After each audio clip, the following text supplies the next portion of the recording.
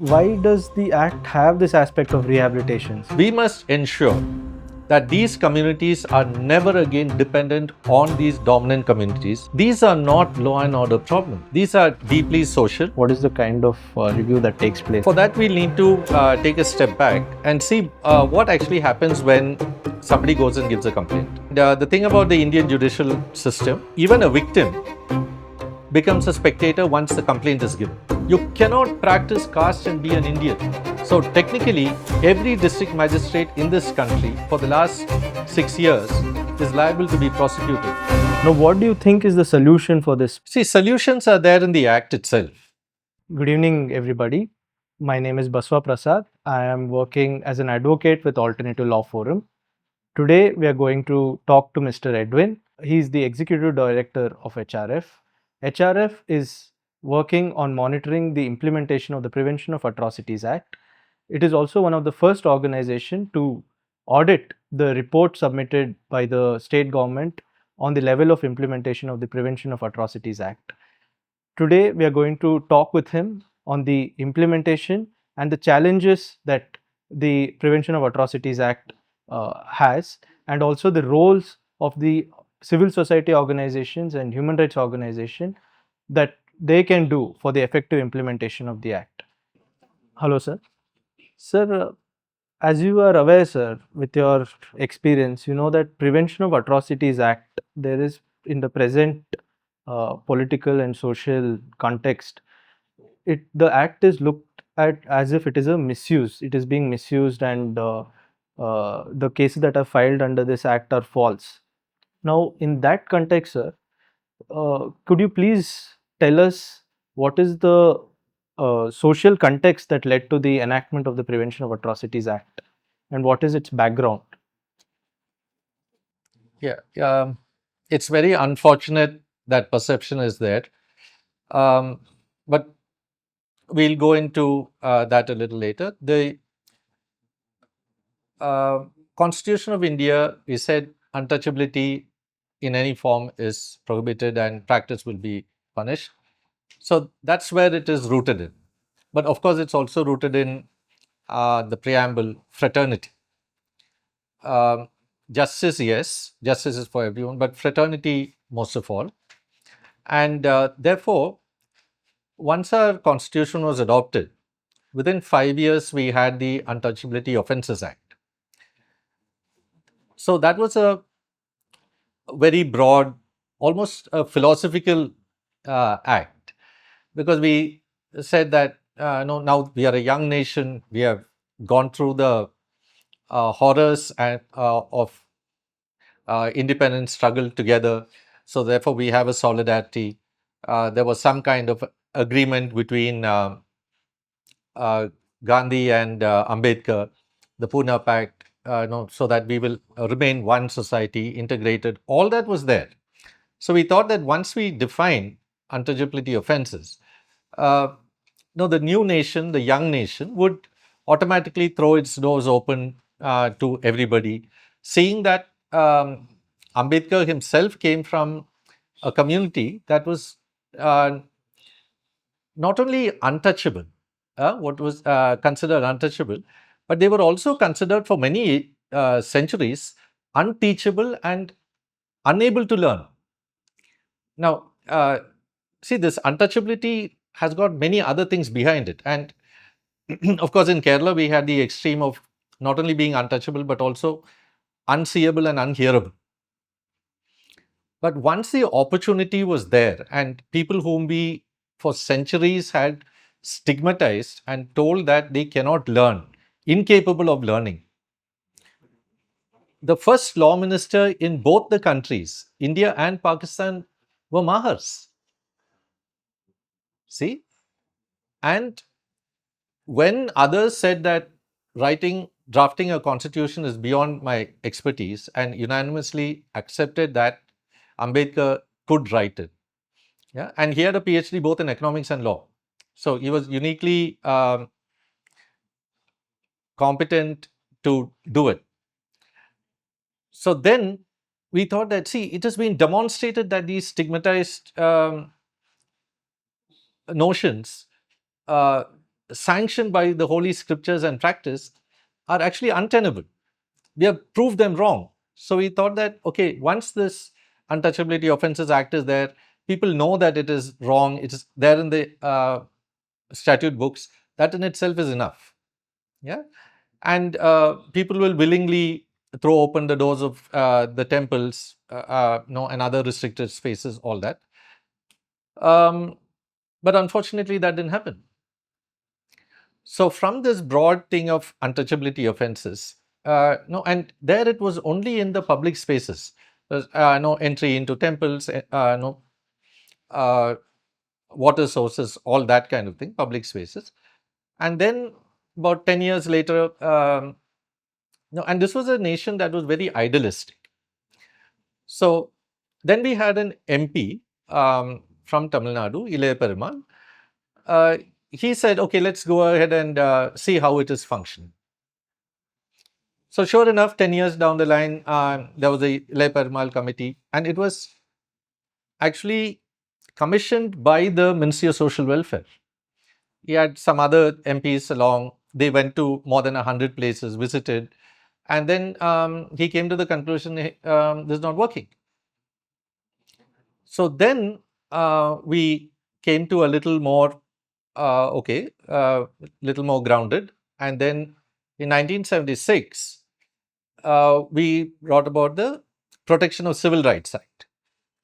So now we have come from the philosophy to a little more serious. Now we actually, we need mechanisms to monitor, we need mechanisms to enforce all that. So the Protection of Civil Rights Act 1976 was there during the emergency, of course. And as usual, nowadays everybody wants Ambedkar. It was actually adopted, passed in the parliament on November 19th, Indira Gandhi's birthday. Yeah. But sure enough, another 10 years pass and we find that no, it's not all that broad. It's not protection of civil rights. Let us get down even narrower. Remember, we are not even talking about eradication of untouchability, only talking about protection of civil rights. And now we become even narrower and we say prevention of atrocities. So in 1989, how much is that? 50 to 89. We are not yet 40 years old. We have come to the conclusion that that's all we can do.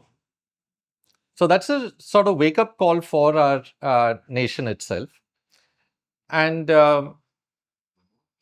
20 years down the line, of course, to frame rules for that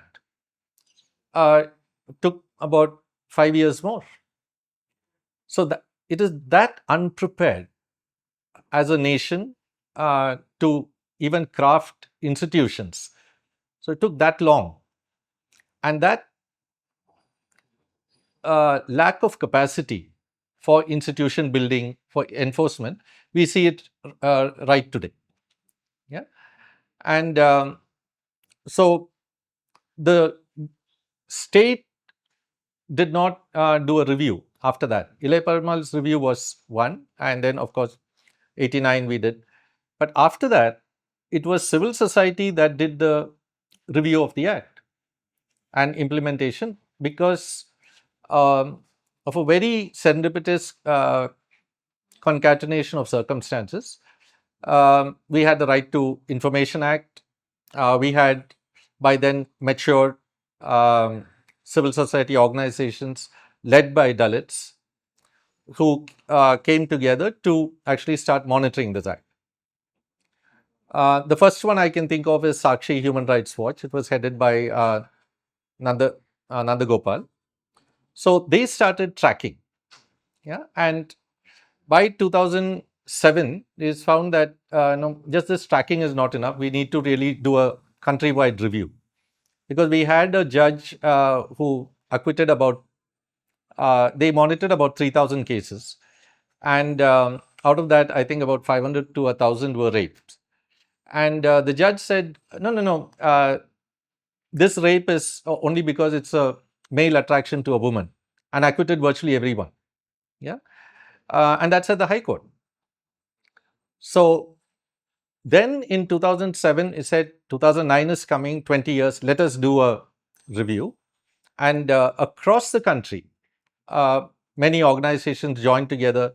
Uh, no, some of them are one-person organizations. Most of them are doing it voluntarily, and more than voluntarily, uh, it was a sacrifice on a sacrifice, because they were unsupported activists who were part of this. And the first actual review was brought in 2009, and that's how the campaign kicked off. Yeah, and the rigor of this, of course, was back to Smita Narula's Broken People. That was in, I think, 1997. Yeah, where she did that study for Human Rights Watch. Yeah, and so that kind of rigor carried on, and then tools to implement it. And this act is very, very precise. It just doesn't say a monthly report. It says a report on the 20th of the month by the district magistrate to the director of prosecution with the status of every case, what has been done in the previous month, what will be done in the next month. So it's a very, very precise act. It just doesn't say the chief minister will review it twice a year. It says in the months of January and July. Yeah, we'll come back to why January and July later, but very precise act. So we could use the right to information, collect this data. And across the country, people with little or no money were putting in that 10 rupees to ask for it. And then we could compile a report. Yeah. So that's the story as it goes on. And then we found that in our idealism, we didn't really define every act that could be used to humiliate. Yeah. So that's why the section 3, which defines what is an atrocity, became much more detailed in the amended act. So most of the campaign, the engagement with the government, all that was when the Congress was in power from 2009, when we had the report, to 2014. But the Congress, I'm not sure whether they did it deliberately or not, but they could not deliver. And it was after the elections were announced that they got it in as an ordinance. Yeah. Um, or at least the ordinance became public. But later on in 2015, the amended act was passed. 2016, the amended rules were passed. And that's how we have the details of what is an atrocity. So, the idealism of our independence, it took a very long time to become much more practical, much more realistic. And even then, we still have very prejudiced view of this. Yeah. Sir, now this act, it's very unique in nature, the way it mentions what is actually an atrocity. Like you mentioned that even you were criticizing section 3 of the act, you said that not all kinds of atrocities are actually mentioned in section 3. But section 3 is very detailed, sir. It says that dumping of an excreta in a Dalit surrounding is an atrocity. Humiliation using caste slur is an atrocity. Uh, Encroaching upon their lands is an caste atrocity. These are something which offences which can be same offences under IPC or any other criminal law. How are these offences actually very caste centric, sir? And how has this kind of a very specific nature of offences based on caste has helped in addressing caste atrocity or caste discrimination? And like you mentioned that it has to be more broadened. Do you have any more thoughts on that, sir? If you can tell how broad can it more be? Now, see, the human capacity for um, goodness and kindness, is unlimited. Perhaps the only thing that can match it is our capacity for depravity and for humiliating others. Unfortunately, both are part of the human nature. And the probably the only unique factor of this act, because most of it is there in other acts as well, is Section 15A 2, which actually legislates decency.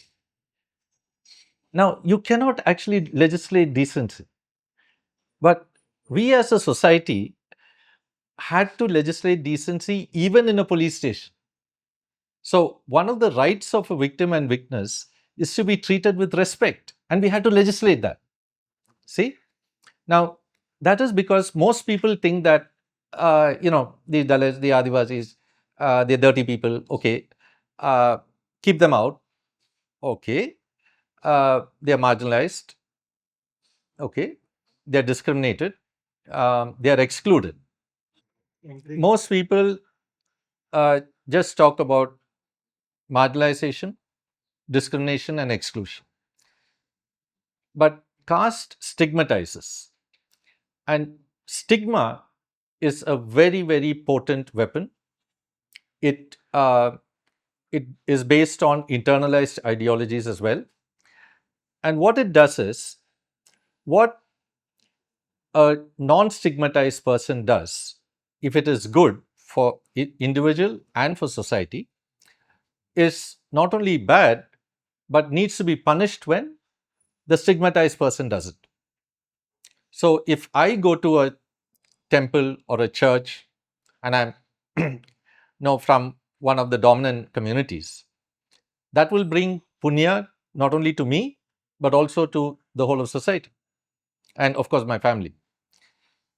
But if a untouchable goes to a temple, not only does that person make the temple impure, or a government office, a judge's chamber, not only do they make it impure, it becomes my duty to attack them and prevent them from doing that. Yeah. So, this is the kind of society that we are enacting this law. So, very unfortunately, what we would think is a very casual thing in other social interactions can become very demeaning and even stigmatizing in relationship between the scheduled caste, scheduled tribes on the one hand and non-scheduled communities on the other. Yeah. So, we might ask each other, oh, where are you from? And I say, no, I'm from Bangalore, I'm from Karnataka. Oh, that's all right. But the moment we go beyond and we say that I'm from the Dalit Toli or something like that, that itself stigmatizes. See?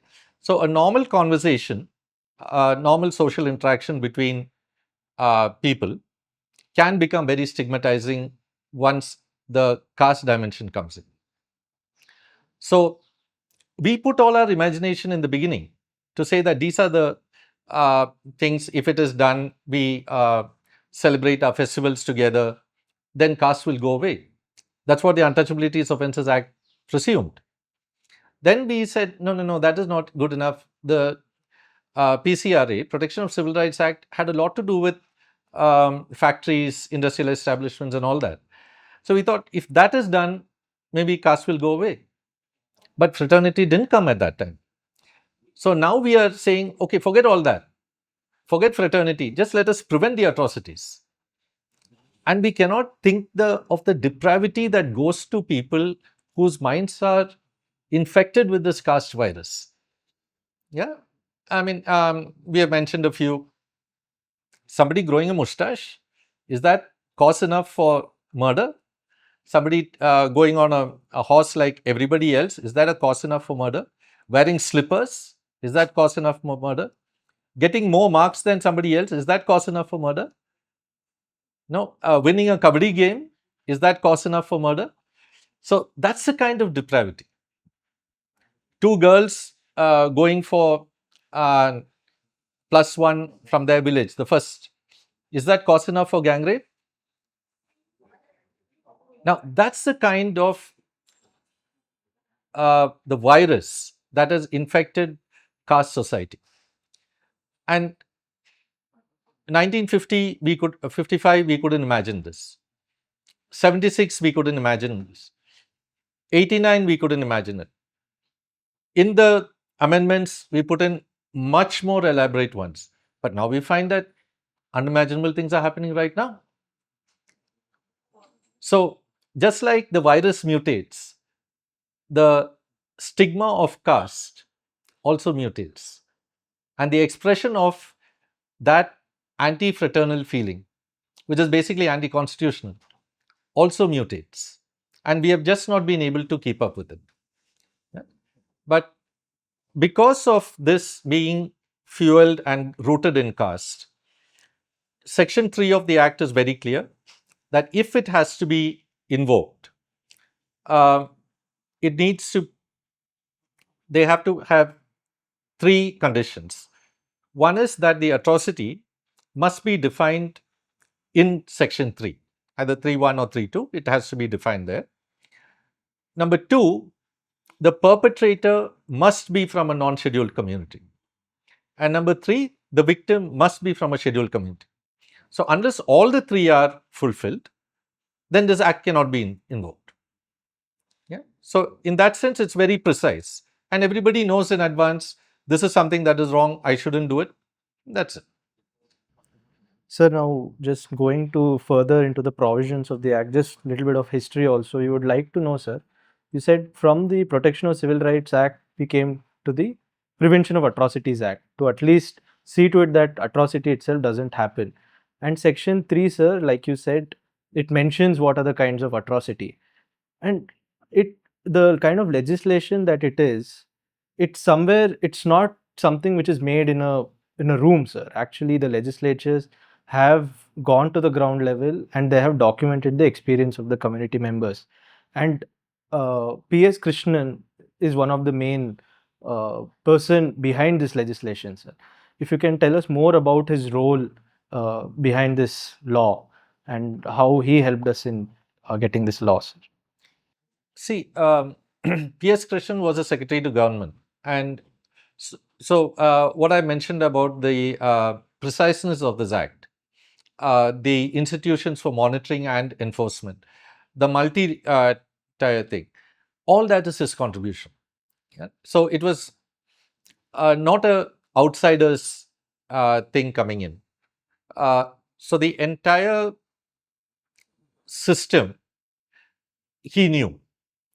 And therefore, what would it take to actually implement and ensure that accountability? Yeah. So I mentioned this review in January and July by the Chief Minister.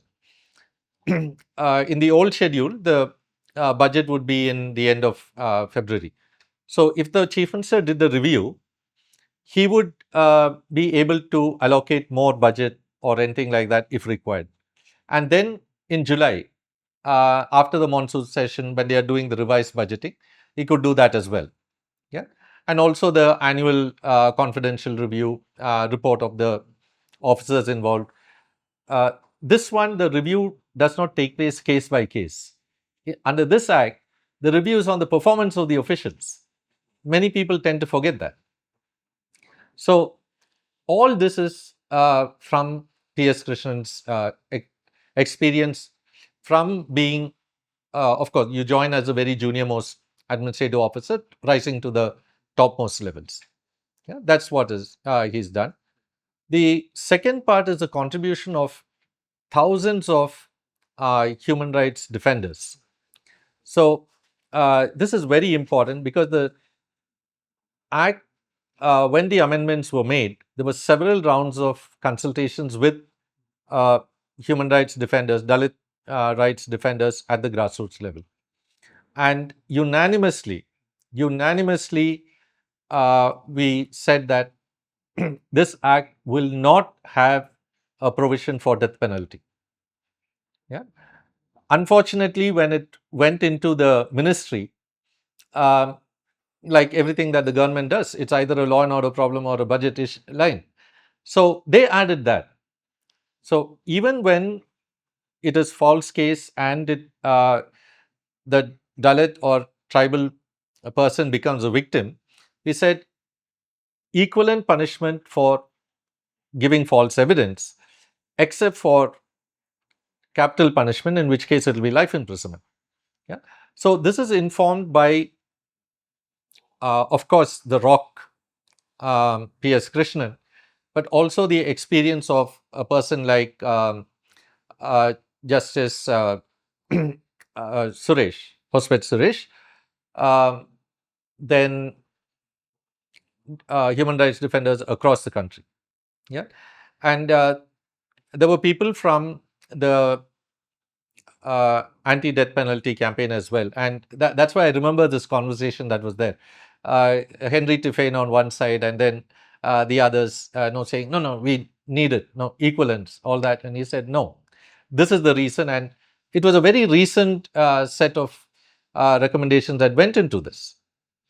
So now you mentioned about various authorities under the act and their roles under this legislation, sir. That is chief minister, the district commissioner, as well as you have the superintendent of police.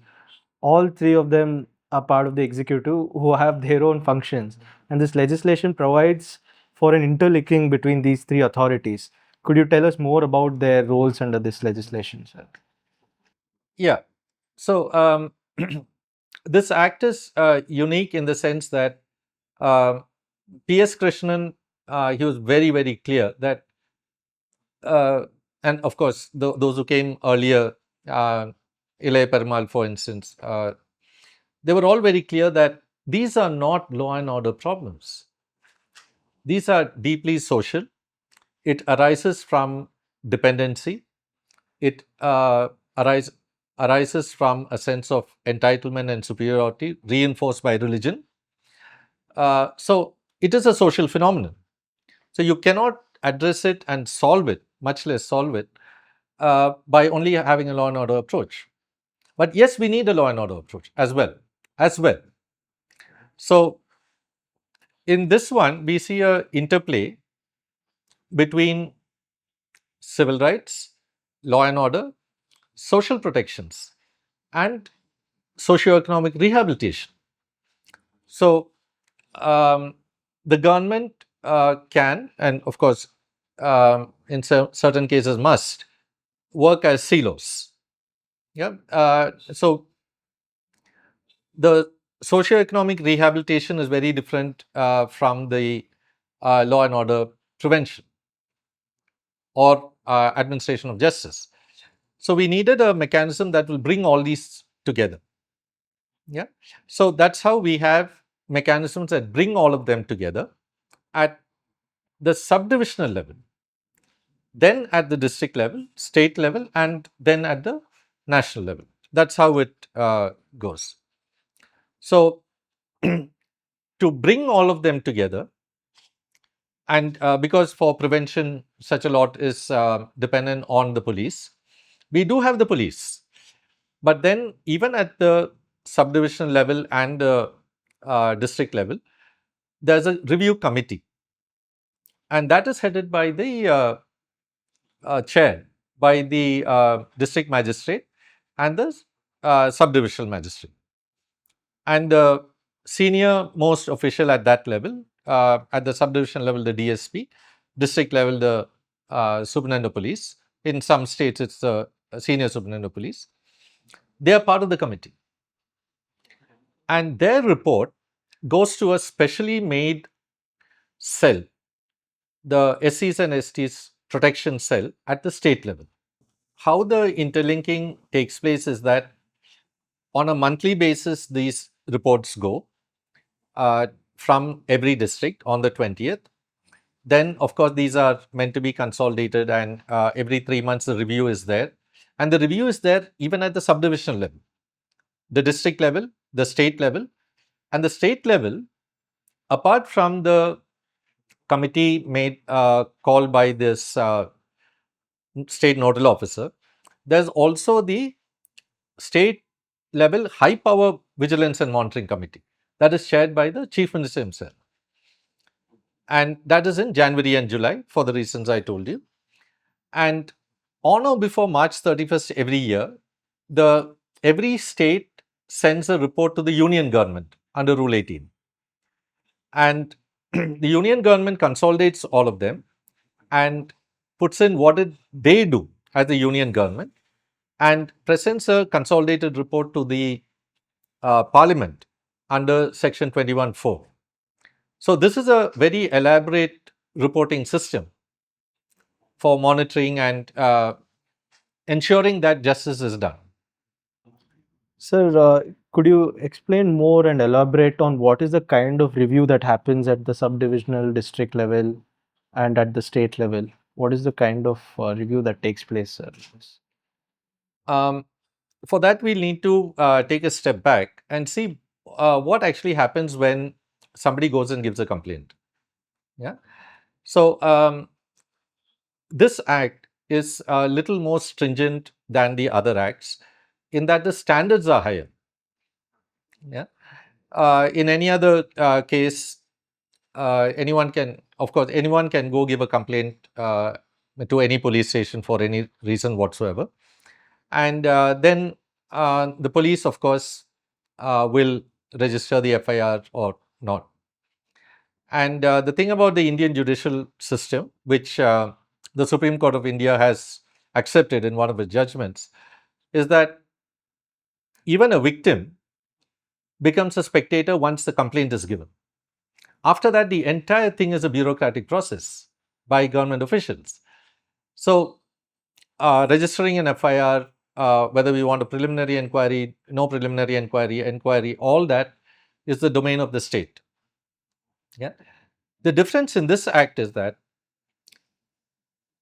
anyone can go give a complaint, but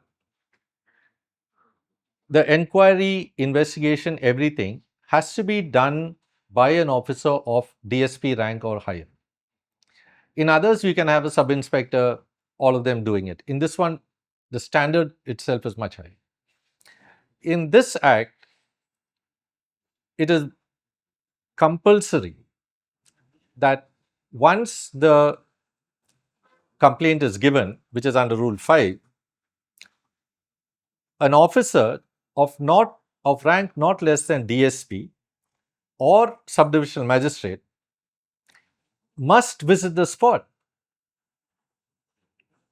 So you accept it and then you visit the spot for an inquiry. Now, under Rule 6, when you go there, because it might be just a fight between two people, both of them might be scheduled castes, one might be scheduled caste, one might be scheduled tribe. So then this act is not invoked. So you have to go and inquire whether this act actually can be invoked. So the first thing that they must do is go for an inquiry. At that spot, the first thing that they need to do is provide protection. So whether it is between the same community, whatever, provide protection. Then do an inquiry as to whether this act can be invoked, yes or no. Provide the immediate relief, provisions, whatever. Make a list of victims, witnesses, all that, and the perpetrators. So, under Rule 6(2), this report is made and sent to the state government. In practice, of course, it will be to the superintendent of police or to the district magistrate, who then, if it is true, both the district magistrate and the SP must visit the spot for a spot inspection. That's under Rule 12(1). Again, the SP will order protection. That's the first thing that you all have to do. Then the SP does his own investigation as part of the inspection, and then it verifies, no, okay, these are the victims, these are the perpetrators, this is the damage, all that, and then orders the FIR to be filed. So which are the sections to be done. Obviously, he should know, and that's how the FIR itself is filed. See, then he orders a special DSP who has got all the qualities required for this based on his track record, based on his empathy, understanding of the situation of the scheduled castes and scheduled tribes. He appoints that person to do the investigation. See? So, this is the process. The district magistrate uh, is also there for the spot inspection. And what he does is, he comes from the revenue side. So, when he gets the loss and damage, what he does is he'll provide immediate relief. And there's a schedule in that. It's under Rule 12.4. There's a schedule and Annex 1. If which section is invoked, what is the relief that should be given. And in case of heinous crimes like rape, gang rape, murder, dacoity, permanent disability, then there's also socioeconomic rehabilitation. So, all that the district magistrate does. And that also, it's not enough if the district magistrate does it. He sends a report under Rule 12.7 to the judge of the special court. So, the judge of the special court, we all know what happens to the judge. No, at the sessions level, the trial court level, they will, in most other cases, they will say, hang the person. You get to the High Court, they will say life imprisonment. Supreme Court will acquit. In this one, it's not like that. Rule 12.7 is very clear. He can only say, yes, was the relief given. He can enhance the relief. He cannot make it less. Yeah? So, at the time of FIR itself, it's very clear that the top officials of the district are involved and in writing, because the footwork is being done by the DSP or the SDM, the top civilian official, the district magistrate, the top police officer, the SP or the SSP, and then the judge of the special court. So, this is a very well monitored kind of legislation and procedure. It's very clear. It's not written in no Shakespearean English or anything like that. Very simple English, can be done.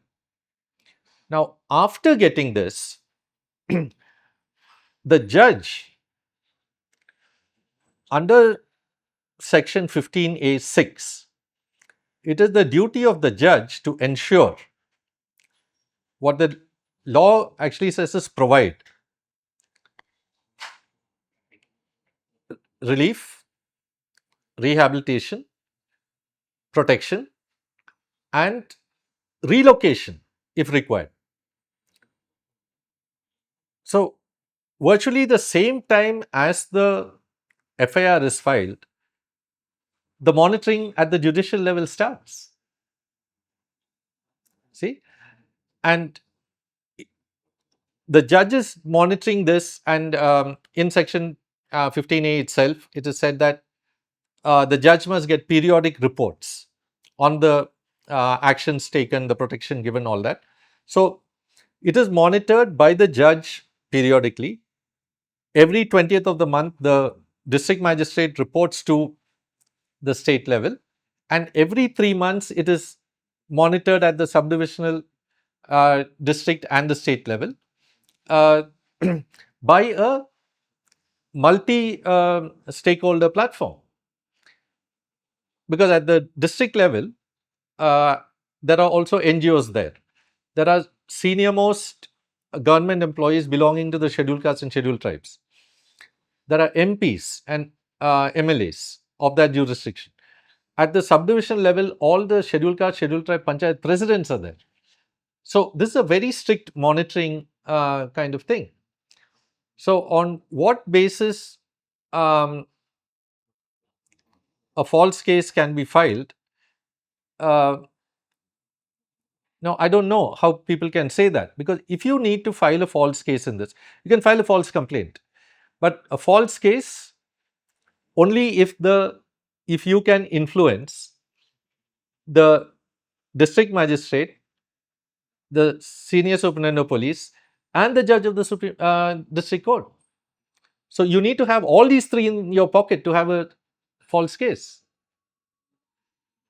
So in this kind of a intense process, if it is followed, and of course followed by review of the chief minister and the parliament as well, how can somebody, and it's not just anybody, it is two judges of the Supreme Court of India, Adarsh Kumar Goyal and UU Lalit, who went on to become the Chief Justice of India, how can they say that this law is being used to terrorize citizens, innocent citizens?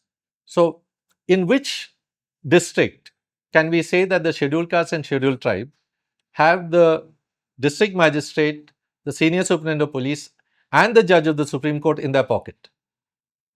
Because only if you have all three in your pocket, you can file a FIR. And the FIR is filed after a spot inspection by both the senior superintendent of police and the district magistrate. So, how can anybody blame the victim again? Sir, so one is whether these authorities are implementing and performing their roles as provided under the Act. That is one of the review. One more important part is of Section 15A also, so that is the victim's rights under the law. So, can you please elaborate on what are these rights that the law provides for under the Act? Yeah, this I think is the only really new thing in the amendments that came in. It's chapter 4A, section 15A. So, there again, it says what the state should do. And the first thing, protect. Second thing is treat with respect. And I told you that's a very bad reflection on Indian society, that we have to legislate decency. But it said treat them with decency according to their age, considering that they may not be as educated as you are. So, we know that even very junior policemen, maybe policewomen as well, disrespect even panchayat presidents from the Dalit communities and the tribal communities. But we had to legislate that. Then we come to what should the judges do. Section 15A6, again, first is protect. Then make sure that they get rehabilitation, then reimbursement, and relocation if required. And that the judge is supposed to do. And he should also review the periodic reports that the state gives him. Then comes the duties of the police, which is to tell, of course, first protect the victim and witness, tell them what they are entitled to, because there are lots of schemes that they are entitled to. We'll elaborate that as well. And then tell them what are their rights, which is to be kept informed at every stage. And the right to rehabilitation, all that, whatever the scheme says, you need to tell them that that's a right, it's not a due charity that they are giving. Because even now when we write and ask, no, what did you give to some districts, they say, no, we don't give, we won't give, as if it's coming out of their pocket, and it's still that caste mindset that's there. And then it comes to what are the rights of victims and witnesses. It's under 11 and 12, 15A, 11 and 12. So 11 says you will get the all the documents free of cost. You will be informed at every stage, and unless you are informed and heard, decisions cannot be taken. So the judge cannot simply give a bail, for instance, without hearing the victims and witnesses. And that was reinforced again by the Supreme Court, because many people said, no, no, no, that's optional. It's not. It's compulsory. And reasonable amount of time, so at least a week in advance. Even now we have many cases, of course, where they are not told. Sometimes they are told, called in the morning and said, no, come 10 o'clock is your hearing, and they'll be in a remote village. Yeah, so that's against the law, and obviously the lawbreakers are the state police and the special public prosecutors. And then we come to the very critical one that was added under rule section 15.8.12, which is the right to be assisted and represented by an advocate or a concerned individual or a concerned organization at every stage. So even when they're going to give a complaint, they have a right to take an advocate or a concerned person. And unfortunately, judges don't know this part. They say that, no, it looks like you got somebody's help to write the complaint. Of course we did. That's what section 15.8.12 says. See? So that that's a critical part of this section 15A. The other part of section 15A is to be informed of your rights under this. One of it is that the state government shall make a contingency plan with all these schemes for rehabilitation, compensation. Interestingly, no state government has a scheme for compensation. Yeah, they have conflated both the relief and the compensation together. They are very different legally concepts. For instance, when somebody dies in a traffic accident, their entire future earnings are taken into account and all that. None of that is there in any state government scheme. It's only the relief, and that to the minimum relief. Yeah, the minimum relief for death is 8,25,000. No other state except Tamil Nadu has actually increased it. So they all give only the minimum relief. Nobody even talks about compensation. So they are supposed to know about that. They are entitled to reimbursements. That comes under Rule 11. Now, reimbursements are different categories. One is that the victim and witness, they are both allowed reimbursement. And if it is the victim or the witness is above 60 years old, or a woman or a child, or disabled, they are entitled to one attendant who is entitled to the same reimbursements. Yeah? And the reimbursement is the travel to and fro, multimodal, because in many places there is no train. Yeah? So if I have to come by shared auto or a taxi to one place and then I take a train, then I again take a auto, whatever, the entire thing has to be given for me and back for the victim and witness. Then my diet expenses for that day, just different. If I'm on a medically restricted diet, the entire thing must be covered. Clothes, if required. Then, because I'm not working that day, no, okay, maybe I'll get the dietary expenses, my food and all that. What about my family? So, the agricultural laborer's wage one day will be given to each of the people who are coming, including the accompanier. So, all this is in Rule 11. Now, this has to be told to them. In most cases, they are not told and they are not given. And this has to be given on the same day or within 3 days.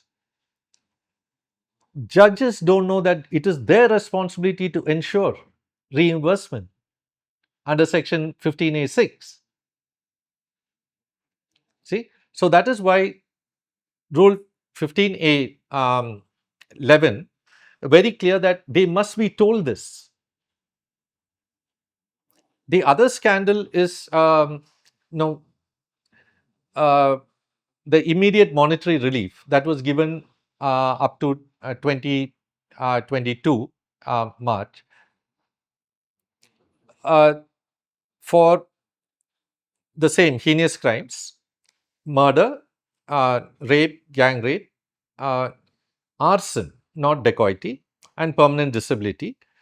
The Dr. Ambedkar Foundation would give direct grant. This is in addition to the relief that was provided under Rule 12.4. Now, 99.9% of the victims did not get it. No, even when we went and asked for it, they said, no, we have to verify whether this really happened or not. I said, wait a minute. Under Rule 12.1, you were supposed to be there for the spot inspection. So, what happened to your spot inspection? And then why didn't you apply for it? And now the victims no, don't get it. Now, across India, more than 45,000 victims in the last 7 years have lost about 1,200 crores because these district magistrates didn't do their job. So, technically, every district magistrate in this country for the last 6 years is liable to be prosecuted for dereliction of duty.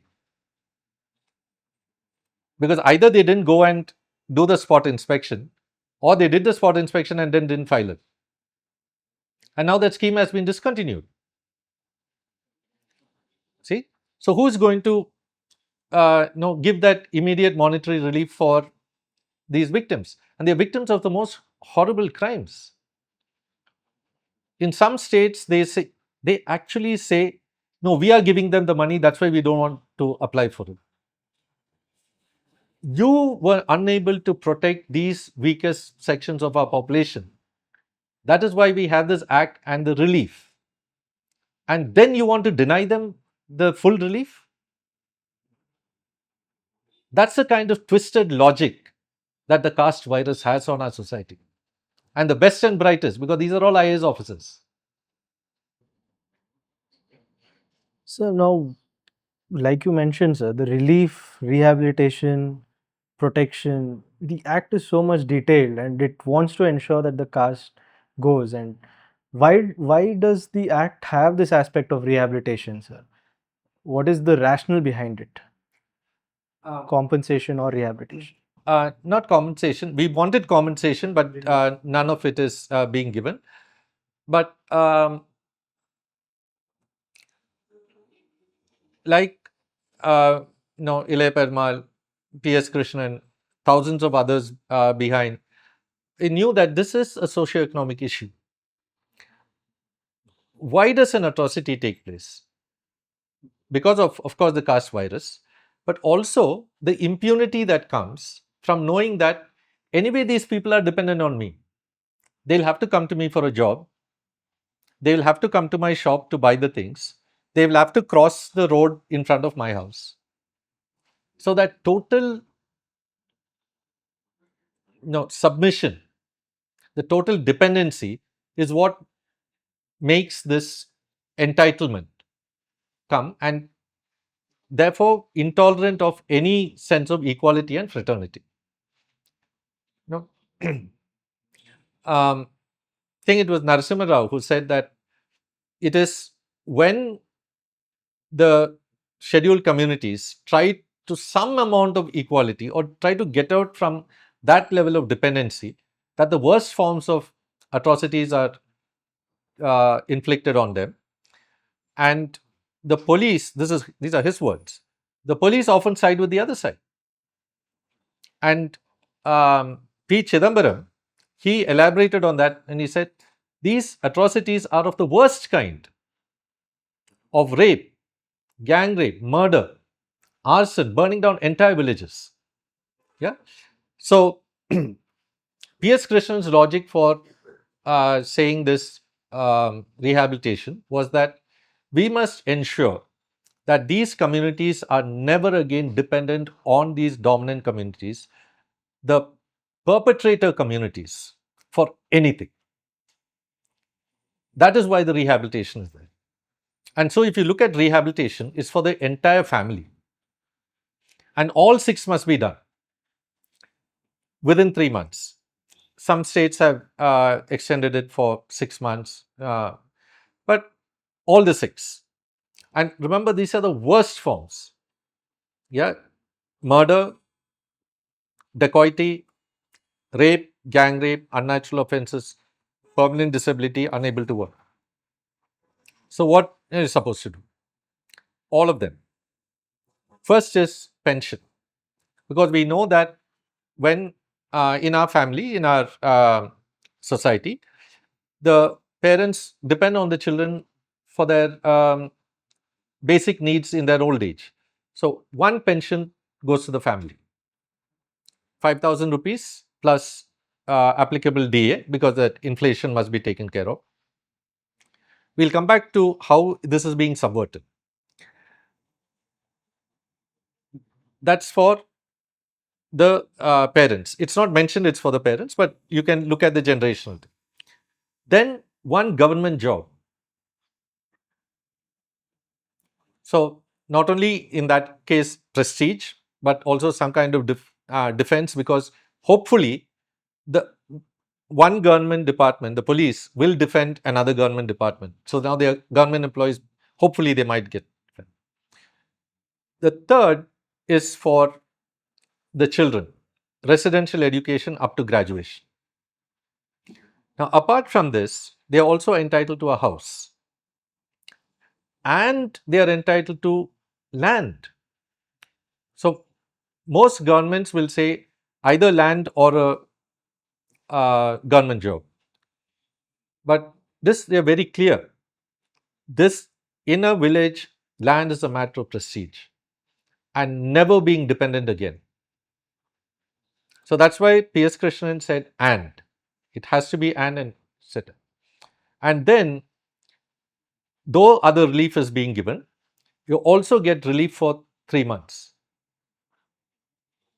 Yeah. So provisions, all that, medicines, all that must be given for 3 months. Now, most of the states haven't notified how much is there. This 5,000 plus DA has been fixed in 2015. Not one state except one, not a single state has increased that 5,000. This February, now saying social justice, all that, the government of Tamil Nadu recalculated the whole thing and said at the present rate, the pension must be 16,000 odd, 16,500 something. No other state has done that. Haryana, of all things, the only thing that they increased was the daily allowance of officers who are going for the court cases. See? So, you still want to victimize the victim. It's still that 5,000. Many states don't give that 5,000.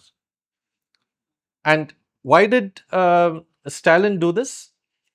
The officials in Tamil Nadu, for 5 months, they did not even give the pensions to the victims of these horrible crimes. And then Karpaya, from the Dalit Liberation Movement, he gave a complaint to the National Commission of Scheduled Castes. And the National Commission issued a notice. So they immediately said, oh sorry, no, we'll give everybody, but we'll give only 5,000 plus 2,500, 7,500. They consolidated the whole thing, centralized it in the secretariat, and then they revised the whole thing and gave this. See, so even this Tamil Nadu bureaucracy, unless they got a kick, they didn't do it. And it's a big climb down when you say that we are Dravidian model, and no, you need the kick to come from the union government. So what about the other states? Till today, as per the documents given to the union government under Rule 18, now the 3 months you're supposed to give provisions and all that. Can you imagine the state of Gujarat gives 15 rupees per day for an adult and 10 rupees per day for a cow? Now, that's the kind of subversion that's going on. Who can feed a cow on 10 rupees a day? See? So, this is how the caste operates. I'm sure they will justify it saying that, we don't have the budget, we don't have this, we don't have that. That's wrong on two grounds. Number one, half the relief is coming from the union government. So the state government needs to only do half. The next reason is that if you had actually been free of the caste virus, you would have protected them and therefore you didn't need to pay it off. So atrocities happen because of the laxity of the state, dereliction of duty of the state. Because if all these committees functioned, if all these reports functioned, you wouldn't have an atrocity. See? And the third one is, if we can write off 1 lakh crore per annum, 1.5 lakh crore per annum for the corporates, I don't see why we can't find money for this. Yes, sir. So now going to the next aspect, sir, that is once a complaint is filed, relief is given, rehabilitation is done. Next, the important part is the role of the trial court and the special court itself that the Act provides for. Now, sir, how important are these special courts and exclusive special courts, and how effective have they been in implementing this legislation, sir? Wow, that's more than one question. Well, so let me break it down. So this act also has provision for setting up institutions for enforcement. Yeah. So the first thing that the state is supposed to do is, of course, appoint a nodal officer, uh, preferably from the social welfare department of secretary rank or higher, and from the scheduled communities. Then they need to, that doesn't require any extra money.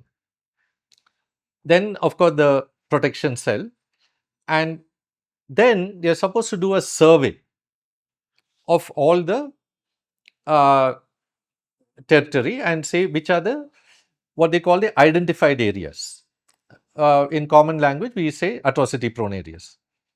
Now, in the identified areas, they're supposed to have number one, special police stations, which under Rule 13 says that at least at the constable level, a majority of them should be scheduled caste and scheduled tribe. Okay.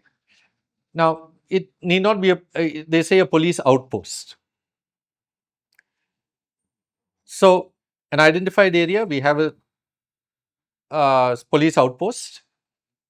Then we have a special officer. Just like we have a nodal officer at the state level, we have a special officer, not below the rank of a subdivisional magistrate. Many states have it, most don't. Tamil Nadu, very unfortunately, has the district collector as the special officer. And then in these identified areas, we need to have special courts. See? So, now this is fairly straightforward because that is what is written.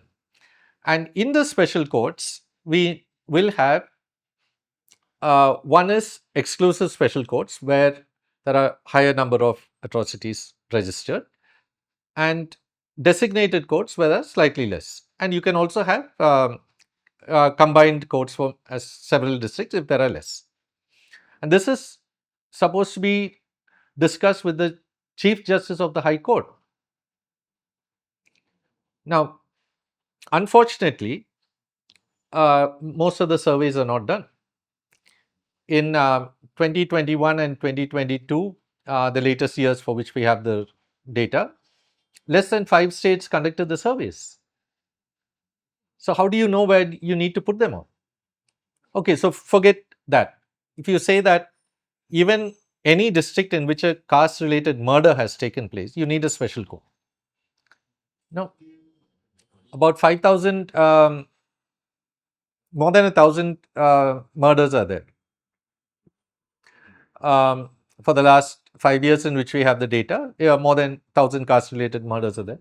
There should be 1,000 courts. That's one way of looking at it.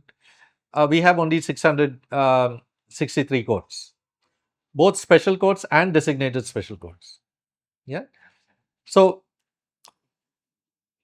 at the infrastructure level itself, there is disinterest. Because if you look at it another way, among the total cases registered, only about 5% of the cases are disposed every year. So, you know that you need 5 times as many courts.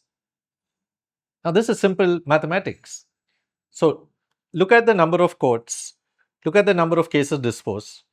In 2021, it was 18 cases per court per annum.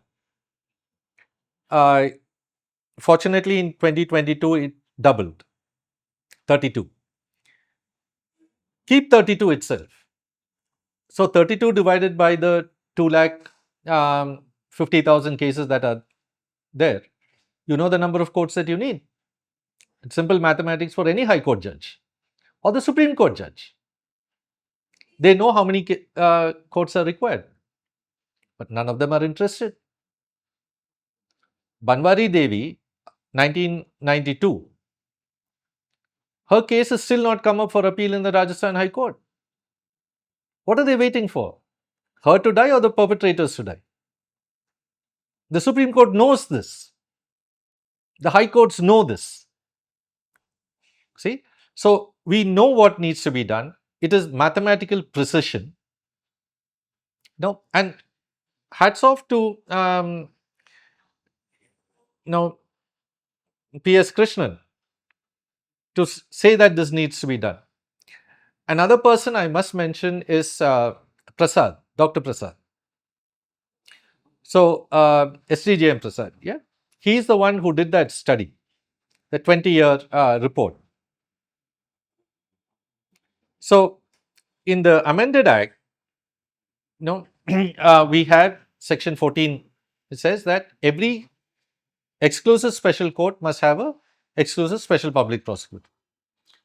Every designated court must have a special public prosecutor.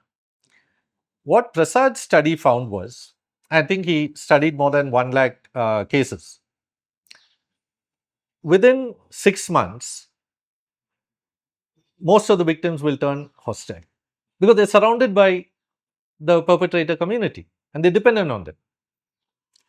Within 1 month, 1 year, even in cases of rape and murder, the victims' families turn hostile. Because how long can they hold out? So, it's because of that, under Rule 7, you say that the investigation must be completed in 16 days. And under Section 14, say that of course, rules for the courts are always guidances as far as possible, all that. Say within 2 months, the trial must be completed. 60 days, 2 months, 4 months in all. The victims and witnesses becoming hostile take 6 months. So, even if the trial goes for a little more, they will not turn hostile. And also, the rehabilitation can be monitored by the judge. Protection can be provided for 6 months. Nobody is going to give protection for Banwari Devi from 1992 till now 2025. Who's going to give protection? See? So, all these are interconnected. The rehabilitation must be within 3 months. Courts can monitor that. The District Vigilance and Monitoring Committee can monitor that. The Panchayat presidents in the Subdivisional Vigilance and Monitoring Committee can monitor that. That's why everything has got a specific time frame and a very clear interlinkage. Now, unfortunately, none of this is being done. 2.5 lakh pending cases. On the the best of times, they clear about 5, let's say they clear 10%. Every year you're adding to that. In not 1 year, the number of cases charge sheeted have been cleared. So every year we are adding to the pendency. See? So let's forget this 32 cases per year. Let's say 50 cases per year a court takes. Let's say we have 1,000 courts, 2.5 lakh cases. It'll still take 5 years. We don't have that many, but we are doubling virtually everything. So then 1 year we know mathematically, statistically, with proof from the ground that the victims will turn hostile after 1 year. We are still waiting 5 years for it to go. We know for a fact that in Maharashtra and in Tamil Nadu, court, because they keep records, other states will be equally or worse. From 1992-93, there are still pending cases. So, how can we expect the victims and witnesses not to be hostile? But here is what I would like the judges to answer. Now, if the victims and witnesses turn hostile, it means that the police have failed in their duty to protect. So, why aren't the judges holding these DSPs liable for dereliction of duty rather than blaming the victims, who they are punishing again and again? So, this is the real tragedy of implementation. Everybody, top to down, whether it's the constable or the Supreme Court judge, they know that the system is designed to fail. And then on top of that, they shame the victim. That is what is unacceptable. Sir, I think you have raised a very important issue, sir, that these authorities are somewhere themselves are failing in the effective implementation of the legislation. Now, what do you think is the solution for this problem, sir? Is there a need for sensitization, or is there a need for a better training? What is a solution for this, sir? See, solutions are there in the Act itself. Now, what we don't have a solution for is every level, every pillar of democracy not doing their job. Now, of course, we are all from the same society. But if we take our bias into this, no, then who can save us? Yeah. Now, you look at what happened in the infamous 2018 judgment by Goel and Lalit that I spoke of. They said that we must have a preliminary inquiry before registering the FIR. For a public servant, we must have the appointing authority to give permission. No, did they even read the Act? Because very clear, before the FIR is registered in Rule 12.1, there must be, Rule 12.2, there must be a preliminary inquiry under Rule 5 and 6. And then there's a spot inspection and only then comes. So, what were they talking about? Before action can be taken against a government servant, a departmental inquiry must be done. That's also very clear under Section 4. So, they didn't even read the Act that they are pronouncing a judgment on. And then the judge, the bench in which Gavi was there, when they overturned it, they said this is not done. And they said the judge does not have the authority to do that.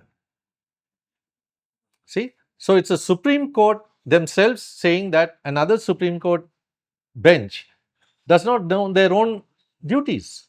when it comes to this. So that's the problem with this act. Even the judges who are supposed to rule on this act have not read the act. Now, I'll be very surprised if no more than 10% of the judges in the exclusive special courts have even read 1586, because we are not getting the reimbursements on time. The rehabilitation is just not done. Yeah. So, how do we actually address this? It's there in the act, but again, not implemented. One is that there should be the government itself. Rule 3 says the government itself should conduct awareness programs. Now, the government awareness programs, if you look at the budget allocations, it is something like 2,500 per district. See, it does not mean you go on a mobile thing and you just shout it out or something like that. Why can't you do that in the syllabus in detail and have this? Caste discrimination is wrong. It's anti-Indian. It's anti-constitutional. You cannot practice caste and be an Indian. Why can't we say that? Okay, the government is not doing it. Under Rule 3.1, under Rule 3, very clear.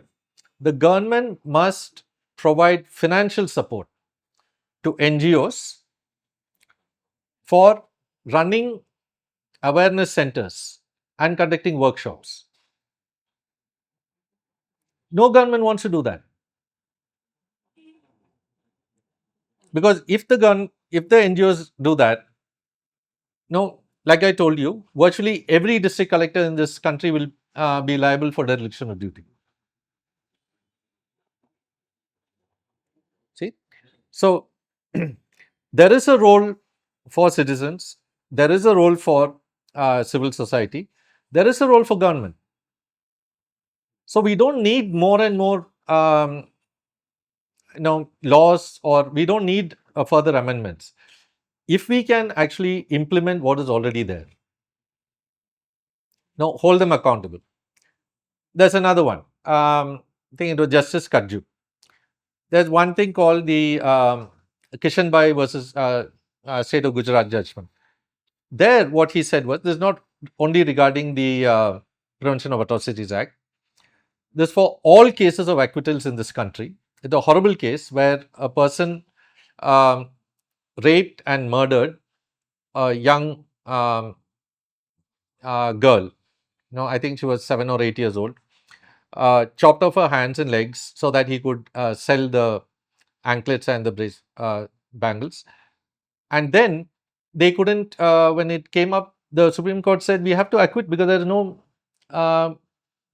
that line of evidence is not strong enough.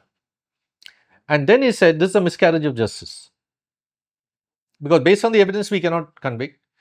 So he said every case of acquittal is a miscarriage of justice, and therefore if an innocent person has been dragged up to the Supreme Court, he's been tortured unnecessarily. And if a guilty person is set free, that's also injustice. And in any case, the family and the victim, they don't have a closure. So what the court ordered was that every state government have a high power committee to review every case of acquittal and then fix responsibility on the investigating officer or the prosecuting officer, because of whose dereliction of duty the acquittal happened. Now, that's very plain and simple. The special public prosecutor is paid more than other prosecutors. Now, if you get this committee report, you know what is the who is actually damaging the case. Yeah. So the chief minister can easily say that, or why the chief minister? Even the DGP, the ADGP can say, none of these people, the DSPs, will be involved in these cases again. The director of prosecution can easily say that these special public prosecutors cannot be there. Why aren't they doing it? We have the mechanisms. No, and see, we are talking about people who are the best and brightest of India.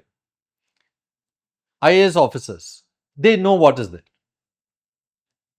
Yeah, the DSPs will either be promoted, no, they'll have lots of experience, or they'll be IPS officers. So they are the best and brightest of India. After following this entire process, if they do follow it, Karnataka has got a conviction rate of 2.2%. With 2.2%, which IAS officer would have got anywhere close to IAS or IPS? So why do they suddenly become impotent when the Atrocities Prevention Act is there? That means they are deeply infected by the caste virus. That is what makes them impotent. We can easily say this needs a whole of government approach, needs a whole of society approach, all that. But first we need to acknowledge that the caste virus makes the best and brightest of India impotent. And that's a word that the Supreme Court of India has used on the government machinery. Implement the act without bias if you can. That in itself is the solution. We don't need more acts, we don't need more amendments. But coming inside and having 1%, 2% conviction rates, in entire districts of the country, we have 0% convictions. No, we all know such a lot of police brutality takes place and all that. No, what makes them so important when it comes to caste crimes? So we don't need more. We need the present to be implemented. So now there are so many challenges within the Act, sir. But Act also has this objective of addressing caste atrocity. Has it been successful, sir? Do you have any stories to share in your own personal work experience of how effective it has been? See, success has been there in individual cases. Yeah, there's no denying that. But what is the meaning of success? We need to look at that. So let us look at how the act is being implemented. At least for the last 100 years and hopefully for the next 200, 300 years, we know when January will be there, when July will be there. Very simple for the Chief Minister's personal assistant to fix his time. But if you look at the performance of the Chief Ministers in just conducting that meeting, from 1995 onwards, when the rules were framed, till 2022, we have got 140 Chief Ministers. 75% of them didn't even conduct one meeting. One meeting. The overall compliance rate of that is 6.5%. What do you do with that? The Chief Ministers can always say, no, that is, no, the constable didn't do it. He's not directly under me. No, the district collector is not no listening to me, all that. Isn't he in control of his own calendar for so many years? 6.5 is the compliance rate for just that. Compliance rate at the subdivisional level, close to zero. What do we do with that? We have cases of judges and special public prosecutors. 120 cases, all acquitted in a year. See? So, yes, there are individual cases of success, but systemically, we have failed. Because those in positions of authority who can make a change have failed. If the review is actually done, doesn't the judge of the High Court know that this is the issue? Doesn't he know that after 60 days, victims and witnesses will turn hostile? So why aren't you setting up enough number of exclusive special courts? So the rot is right from the top. We can talk about individual cases of success. undoubtedly it is there. Now, we track a few states. When it is brought to their attention, they have really revamped themselves, try to do better. But overall, not at all. If some statistics are suspiciously too good to be true, because the national average is 21, it was 36% conviction rate. For 22, it was, I think, 34. But UP is double, 74 and 76%. But UP doesn't have a single atrocity prone district. They have not done a single survey. They have not conducted a single state vigilance and monitoring committee by the chief minister, except one by Mayawati. One. Even she conducted only one. So overall, very good on paper, but absolutely subverted very systematically, very precisely in practice. So now, this being the scenario, sir, like you had mentioned, the role of human rights organization and civil society organization in the way that they have seen to it that the act actually is implemented at the ground level. If you can share some specific activities that these organizations have done and that the future organization can take inspiration from them and work on it, and what are the specific provisions that civil society and NGOs can look at for implementation of this act, sir? So, number one is very empowering, section 15(8)(12) that I told you of. So, we have a right to assist at every stage. We will also get the information and sufficiently in advance so that we can be there. So, this act does have a very formal legal role for civil society organizations and individuals as well. So, that's very, very positive. But at the same time, when a caste atrocity takes place, the other side is that lawyers and others who try to help are also arrested and put inside. So, the caste capture of the state machinery is virtually total in many states, not only districts. NGOs have tried, human rights organizations have tried mass awareness that they have done, training lawyers, getting into the DVMCs. Now, all this have been tried and are continuously working. And to the credit of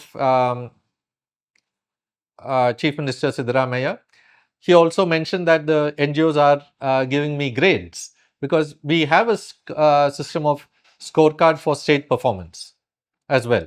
Now, here in Karnataka, it was done by the CMASC, Karnataka Rajya CMASC in English, Committee for Monitoring and Strengthening the Scheduled Caste, Scheduled Tribe Communities in Karnataka.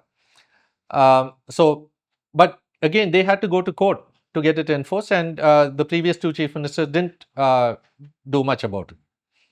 Yeah. So, litigation, human rights organizations are trying multiple ways, not one. Hopefully, we move the arrow a little bit.